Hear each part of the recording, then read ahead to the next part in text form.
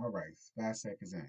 What's poppin' T subs and T squad? So, excuse me, I did this video before, excuse me, but while editing, my sound kept going in and out. I don't know why, but whatever, girl, it is what it is. So the alleged Bishop Lamar Whitehead, aka Pastor Robbery, um, recently got indicted on about 5 different charges, fraud charges at that. So this comes from the New York Post, because I ain't about to make this long. This comes from the New York Post, and it says NYC's Bling Bishop Lamar Whitehead hit with federal charges for fraud schemes. Schemes, scams, shams, lies, falsehoods, fairy tales, deceits, figments of everybody's imagination, child. He fooled all of y'all, because he damn sure ain't fooled me. Anyway, Bling Bishop Lamar Whitehead, the fashy Brooklyn pastor who was robbed at gunpoint during a church service earlier this year, was arrested by federal agents Monday for allegedly scamming a member of his congregation, among others.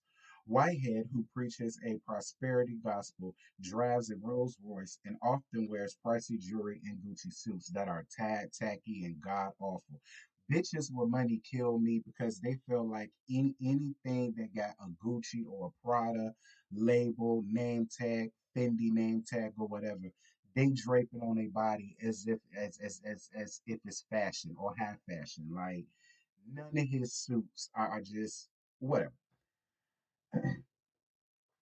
Um, what I was saying, Whitehead, who preaches a prosperity gospel, drives Rolls Royce and often wears pricey jewelry and god awful tacky ass Gucci suits, was indicted on 2 counts of wire fraud, 1 count of extortion, and 1 count of making material false statements for lying to the FBI, federal prosecutor said. If convicted, he faces a maximum of 65 years in prison. Woo. The, the feds the feds allege Whitehead, 44, swindled one of his parishioners out of $90,000 of her retirement savings by promising to use the cash to buy her a home, instead blowing it on luxury goods and clothing, according to the indictment. In another alleged scheme, he extorted a businessman for $5,000 and asked the man to lend him $500,000, promising he could obtain favorable actions by the New York City government in exchange for the cash and interest in real estate transactions. The indictment states his campaign of fraud and deceit stops now. U.S. Attorney Damian Williams said in his statement after Whitehead's arrest. If you are willing to attempt to obtain fraud through false promises or threats, the FBI will ensure that you are made to face the consequences for your actions in our criminal justice system. FBI agent Director Michael J. Driscoll added in a statement. Whitehead pleaded not guilty at his arraignment in the Manhattan federal court and was released on $500,000 bond. The preacher, who lives in New Jersey, will also have his travel restricted to the tri state area as part of his bond package. Outside of court, Whitehead, wearing a white sweatshirt, cap, and camouflage pants, stood by his attorney, Don Floro, who said her her client denies the charges. We are vigorously going to defend these accusations. We feel that he is being targeted and he is being turned from a victim into a villain. Uh, uh, Floro said, I hope I'm saying her name right. Y'all know how these New York people are, their damn last names. Floro said, this all stems out of a civilian lawsuit that is being handled in civil court. He will be vindicated, she hopes. I mean, they say added, but she hopes. Poirot appeared to be referring to a 2021 Brooklyn Supreme Court suit brought by parishioner Pauline Anderson, 56, who accused Whitehead of swindling her out of her life savings. Anderson says Whitehead convinced her to liquidate her life savings and pay him $90,000 investment in November of 2020, with the promise that he would buy and renovate a home for her. Instead, he used the funds for a down payment for a $4.4 million home for himself in Saddle River, New Jersey, the suit alleges. Child, look at the way he taking off his coat, girl. I'm gonna post it up here because I know y'all ain't gonna be able to see it. But look at the way he taking off his coat. Just cunty, girl. Just bangy cunty tees taking off his coat.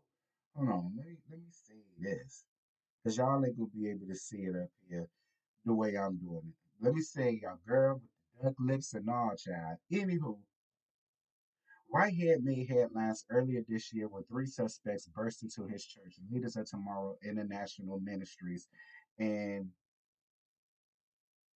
during a live stream service and robbed him at gunpoint of jewelry estimated to be worth up to 1 million. Two men, Jawan Anderson and Saquon Pollock, both 23, were charged in Brooklyn federal court for the brazen July 23 stick up. Their trials are scheduled to begin earlier next year. The flamboyant pastor has had ties to Mayor Eric Adams since at least 2013 and also made headlines in May when he tried to negotiate the surrender of an accused subway shooter and claimed to have spoken with Hesner while the suspect was on the loose. Whitehead was convicted of identity theft charges brought by state prosecutors in 2006 for using the personal information of several people to buy cars and motorcycles.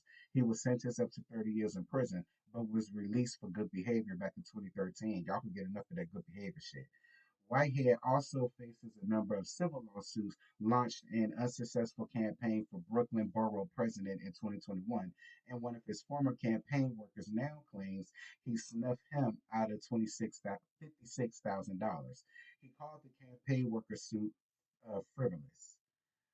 And that is all. And again, that comes from the New York Post.